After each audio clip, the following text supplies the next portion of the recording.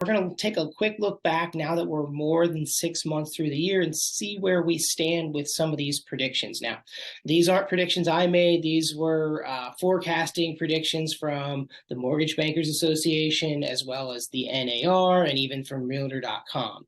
So let's go ahead and dive in. The first thing we're looking at is home price appreciation. This is kind of a big one.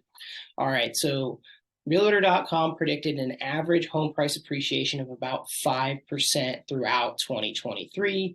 The NAR predicted a flat or 0% home price appreciation, and Mortgage Bankers Association predicted the same. Now, so far this year, we're averaging nationally around 2% home price appreciation. Some cities and some communities around the country have actually seen negative home price growth, and some communities like Central Ohio have actually seen a better than average home price growth. Here in Central Ohio, year to date, we're averaging around almost 4%, a little bit less than 4% home price appreciation. And of course, you could break that down even further and look at some of the communities within the Central Ohio marketplace. And you'll find that some have significantly higher home price appreciation than that, and some might have a little bit less than that.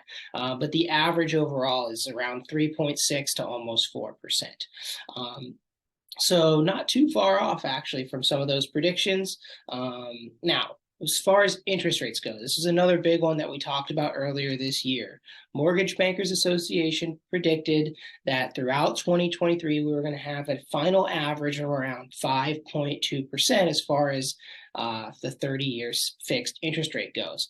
The NAR predicted that we would have a final average of around 5.5%, and they both predicted that the peak of rates would be in Q2. So far this year, we've seen rates kind of start in the sixes, go up almost to 7, and then kind of bounce back and forth between, 6.5 and 7. There was a little bit of instances here and there where you might have gotten a rate in the low 6s or even high 5s.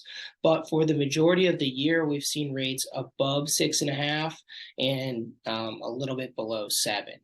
Now, I don't know the exact average, but it's pretty safe to say that we would probably, so far, the first 6 months of this year, certainly have an average into probably the mid 6s. And it's yet to be seen what we'll see in the second half of this year. It would be great if we got some relief in interest rates, but we would have to have some pretty good discounts in rates in order to average out in the low 5s and meet the Mortgage Bankers Association's prediction.